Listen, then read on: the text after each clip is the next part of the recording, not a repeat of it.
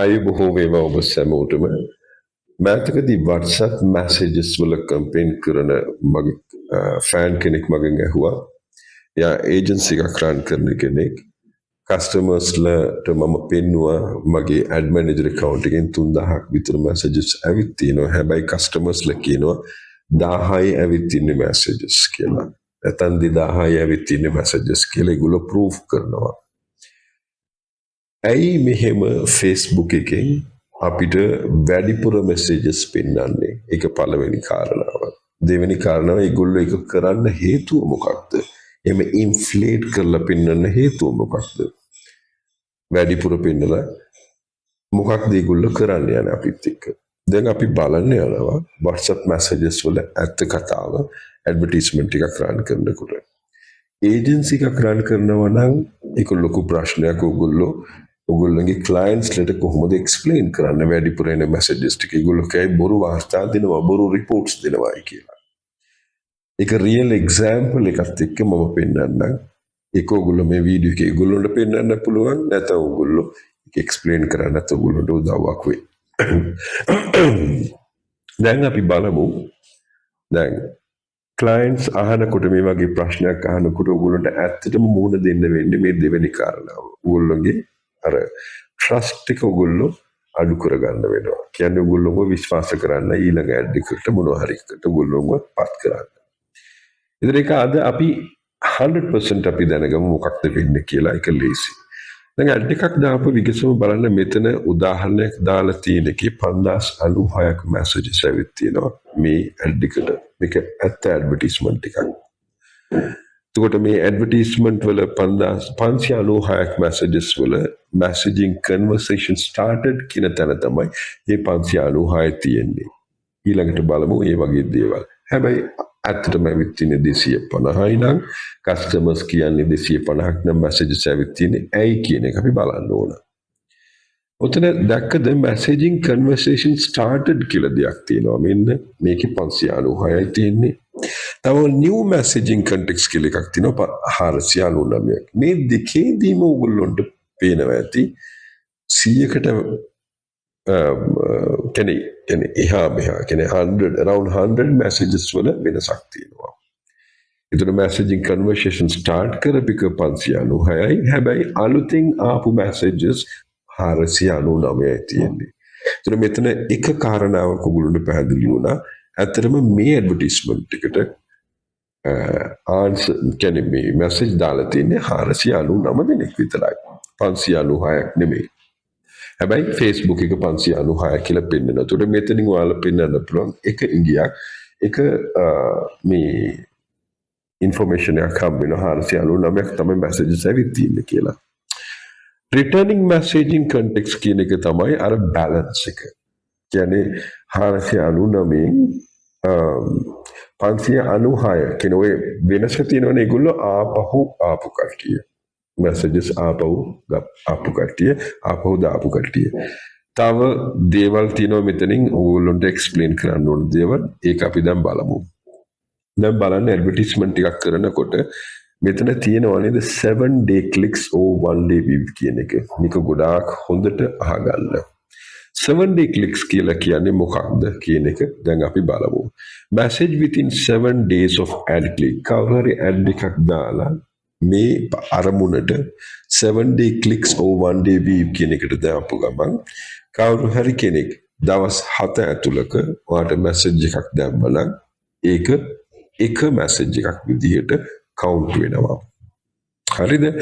එතකොට 7 day click 1 day view නැත්නම් 1 day view එක ගොඩක් ඉම්පෝටන්ට් වෙනවා. නැත්නම් ඔයාලා එකෙන් දෙකෙන් එකක් තමයි ඔයගොල්ලෝ තෝරලා තියෙන්නේ.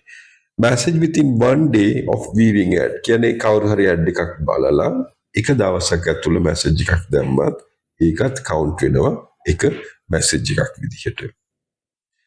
දෙකෙන් එකක් ඔයගොල්ලෝ අරමුණ විදිහට දාලා තියෙනවා. So attribution windows වල මේ confusion එක ඔයාලා දැන් හොඳටම දැනගන්න ඕන. මොකක්ද මේ කියලා. අපි දැන් බලමුනේ. If someone views an ad and message within 1 day කවුරු හරි ad එකක් බලලා ඔයාලගේ ad එක මම 8ට විතර උදේ පාන්දර බලනවා. මම හවස 8ට මම message එකක් දැම්මනම් ඒක එක message එකක් විදිහට පෙන්නනවා. එතකොට බලලා විතරක් මදිනේ ඒක ඇක්ෂන් එකක් ගත්ත නම් පමණයි නැත්නම් ඒක මැසේජ් එකක් කියවුවා නම් පමණයි ඒක කවුන්ට් වෙන්නේ. හරි. එතකොට මෙතන කවුරු හරි සේල්ස් අරමුණකට නැත්නම් එන්ගේජ්මන්ට් අරමුණකට මැසේජ් එකක් විදිහට අපි ඇඩ් එකක් දානකොට දෙවෙනි ස්ටේජ් එකේදී ඔයගොල්ලෝ බලන්න පුළුවන් performance goals වල maximize number of conversions කියන මෙතන මේ ඔප්ෂන් එක තේරුවා නම් 7 day 1 day කියන එක පෙන්නයි නැත්නම් 1 day 1 day කියන එක පෙන්නයි 1 day 1 day එක දැම්ම නම් ඔයාලට තව වැඩිපුර messages පෙන්වන්න පුළුවන් ඔයගොල්ලන්ගේ customers-ට නැත්නම් ඔයාලම බලා ගන්න පුළුවන් අද මම message එකක් දාලා හෙටත් මම message එකක් දැම්ම නම් ඒ දෙකක් විදිහට count වෙයි. දැන් ඔයගොල්ලන්ට මම ඒ පැහැදිලි කිරීම කරා.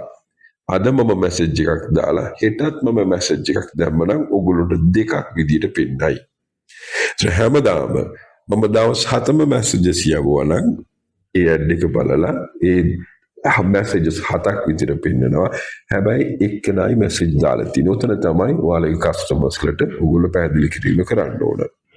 දැන් මම 7 දිනක් නෙමෙයි මම එක්කෙනෙක් කියන එක. හරි?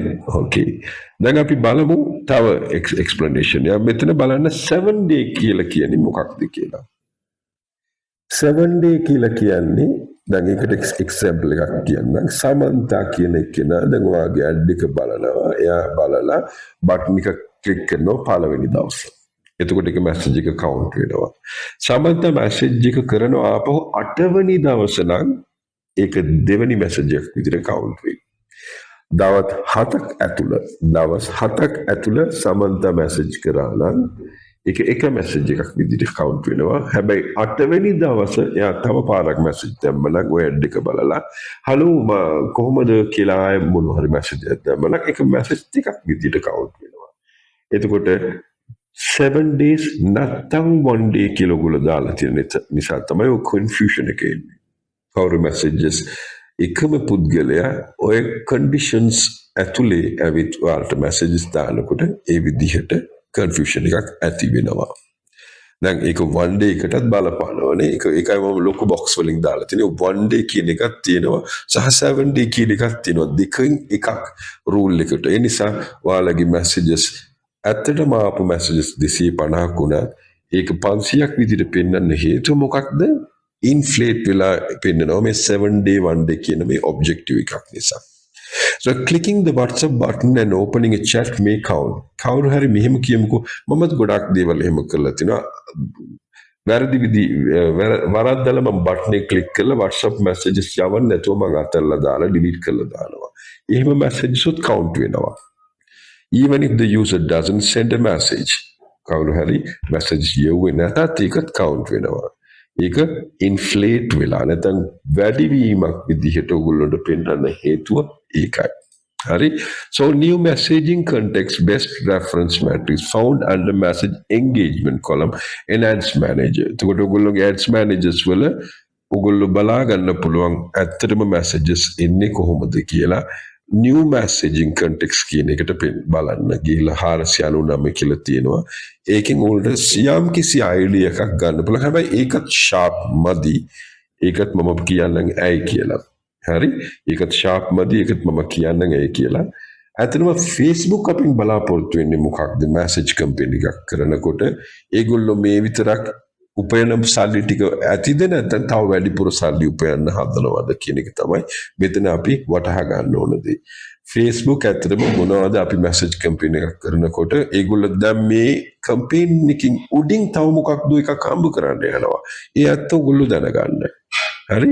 කියන්නේ ඒ මොකක්ද Facebook උපයන තව මාර්ග මොන හරි තියෙනවද? ඔව්. Facebook උපයන්න හදනවා. උපරිම අපෙන් ඒ නිසා මේ වීඩියෝ එක delete වෙන්නත් පුළුවන් Facebook එකෙන්. ඒ නිසා මේක ටක් ගාලා බලලා knowledge එකක් අරගන්න.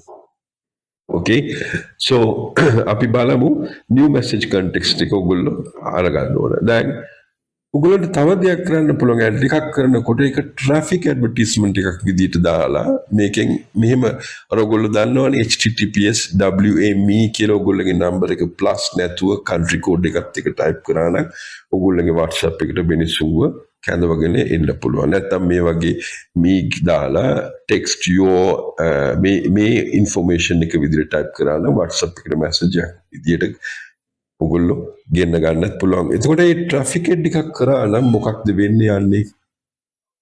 ඒක ගොඩාක් හොඳට ඔයාලා දැනගන්න ඕනේ. WhatsApp message campaign එකක් කර ඉඳලා traffic head එකක් පාටම දැම්ම නම් මොකක්ද වෙන්නේ? හරි? ඒක එහෙම දැම්ම නම් මෙටා ඒක අලුත් ඇඩ් එකක් විදිහට ඒක අරගෙන එයා ලර්නිංగ్ ෆේස් එකට ආවරන් යයි. එහෙනම් ලර්නිංగ్ ෆේස් එකට ගියා නම් ඔයගොල්ලෝ ලොකු අවාසියක් සිදු වෙනවා. ඔයගොල්ලන්ගේ ආයෙමත් ඇඩ් එක ලර්න් වෙලා ඒ වගේ දේවල් කරන්න වෙන නිසා performance එක අඩු වෙයි. ඒ විතරක් නැතුව ස්මාර්ට් මූව් එකක් නෙමෙයි එහෙම ලර්නිංగ్ ෆේස් එකට යන ඇඩ් එක ඔයගොල්ලෝ කරන්න යනවා නම්. ඒ නිසා ඔයාලා WhatsApp Messenger campaign එකක් කරනවා නම් ඒක කරගෙනම ඉන්න. ඒකට හේතුව මේකයි. මෙන්න මේකයි. ලර්නිංగ్ ෆේස් එකට ගියා නම් ඒක රීසෙට් වෙන්න මොකක්ද වෙන්න ඕන කියන එක දැන් මේක තව ලෙසන් එකක්. මේක තව ලෙසන් එකක්. Facebook ඔයාලගේ ඇඩ් එකක් යවුවාම ඒක ලර්නිංగ్ ෆේස් එකකින් එළියට යන්න ඔයගොල්ලෝ හිතන්න ට්‍රැෆික් කැම්පේන් එකක් කරනවා නම් ඒ ට්‍රැෆික් කැම්පේන් එකෙන් 50 දිනක් ආවනම් පමණයි ඒ ලර්නිංగ్ ෆේස් එකෙන් ඔයාලව ඉවත් කරන්නේ.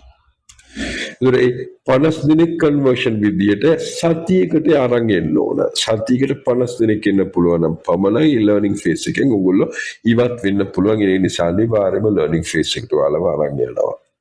එහෙම යනකොට ඔයගොල්ලන්ට ලොකු කොන්ෆ්ලික්ට් එකක් වෙනවා. ට්‍රැෆික් කැම්පේන් එකට ඔයගොල්ලෝ ක්ලික් එකක් වැඩිපුර මේවනේ ක්ලික් කරන හැමෝම ඇවිල්ලා මැසේජ් දායි කියලා ඔයගොල්ලෝ හිතන්න බෑනේ. අලුත් සෙට් එකට ඔය ඇඩ් එක යන්නේ. මැසෙන්ජර්ස් ඇඩ් එකට යන සෙට් එකට නෙමෙයි අලුත් සෙට් එකට ඇඩ් එකක් යන නිසා ඔය ට්‍රැෆික් කැම්පේන් එක කරන එක එච්චර උචිත නැහැ. ඒ නිසා තව ඉෂුව එකක් කියනවා බජට් එකක්. ලර්නිංగ్ ෆේස් එකකට යන ඇඩ්වර්ටයිස්මන්ට් එකක් ඔයගොල්ලෝ ඒක නෝමල් ඇඩ් එකක් විදිහට දාගන්න මොකක්ද කරන්න තියෙන්නේ? ලොකු බජට් එකක් දාගන්න වෙනවා. ඒකෙන් ලොකු ඉෂුව එකක් වෙන්න පුළුවන්. ඒ නිසා මේක බජට් එකේ වේස්ට් එකක්. ලෝ බජට් ක්ලයන්ට්ස්ලා ඒ නිසා මේ මැසෙන්ජර් කැම්පේන් එකම තමයි කරන්න ඕන. ඔයගොල්ලෝගේ කස්ටමර්ස්ලට නැත්තම් ඔයගොල්ලෝ කරනවා නම් මේ යථාර්ථය දැනගන්න. ඔන්න මේ තමයි යථාර්ථය. මෙන්න මෙතන ආවා. හොඳට අහගන්න. මෙටා මොකක්ද කරන්න යන්නේ? ඔයගොල්ලන්ට ට්‍රැකින් එකක් දෙන්නේ නැහැ හරියට. ඔයගොල්ලන්ගේ මැසේජ් කැම්පේන් එකක් දානකොට WhatsApp එකට ඔයගොල්ලන්ට ට්‍රැකින් එකක් යා දෙන්නේ නැහැ. ඒකට හේතුව ඒගොල්ලෝ ගාව තියෙන API එකක්. ඒගොල්ලෝගේ API එක ඔයගොල්ලෝ අරගෙන business manager account එකකින් ඔයගොල්ලෝගේ WhatsApp එක register කරලා ඒ API එක හරහා ඔයගොල්ලෝ ad එකක් run කරනකොට ඔයගොල්ලන්ට හරි traffic එකක් පෙන්නයි. හරි messages ටික පෙන්නයි. ඒකට සල්ලි දෙන්න ඕන අපි. හරි මෙන්න තියෙනවා අන්තිමට they want us to use the API so they can get paid every time we follow up with the lead. ඔයගොල්ලන්ට එන හැම message එකකටම මේගොල්ලෝ සල්ලි ගන්න යනවා.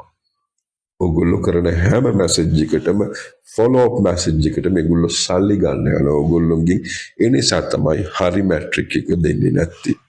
බලන්න මෙහෙමයි ඒගොල්ලෝ charge කරන්නේ මෙතන තියෙනවා බලන්න. මාකටිං මැසේජ් එකට ඔයගොල්ලන්ට 0.8 වගේ ගාණක් උල ඩොලර්ස් වලින් ගෙන්න වෙනවා. යුටිලිටි මැසේජ් කියලා එකක් තියෙනවා. ඒ කියන්නේ එකපාරක් ඔයගොල්ලෝ මැසේජ් එක යවලා ෆලෝ අප් මැසේජ් කරන එක යුටිලිටි මැසේජ් එක. ඉන්වොයිසස් යවන එක, shipping updates එහෙම යවන ඒවා paid එකත් paid වෙනවා. OTP ගෙන්න ගන්න එක, verification ගෙන්න එක, ඒක authentication messages ඒකත් paid.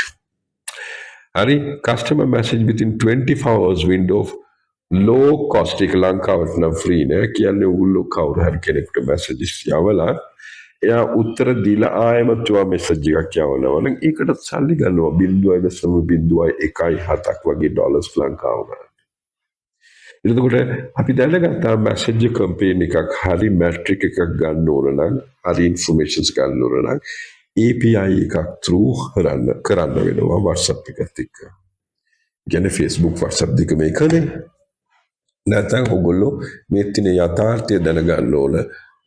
messages 3000ක් ඇවිත් තියෙනවා කියලා පෙන්නයි. හැබැයි messages 1000යි ඇත්තටම ඇවිත් තියෙනවා නම් ඔයගොල්ලෝ ඒක දැනගන්න.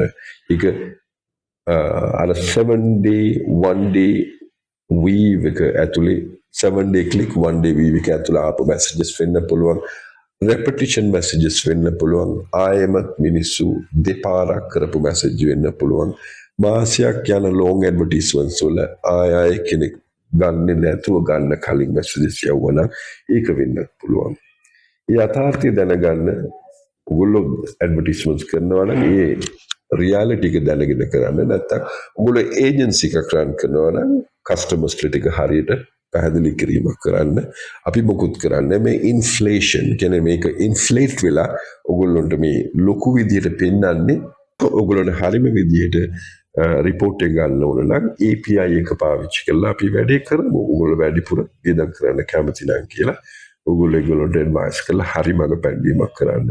ඔගොල්ලෝ ඇඩ්වර්ටයිස්මන්ට්ස් කරනවා නම් WhatsApp API එක through කරනවා නම් හරියට රිපෝට් එක ගන්න පුළුවන්. නැත්නම් මේ වගේ ලොකු රිපෝට් එකක් වෙන්නයි අඩු මැසේජස් ඇවිත් ඇති. දැන්ම චෙක් කරලා බලන්න. තාම චෙක් කරලා නැත්නම්.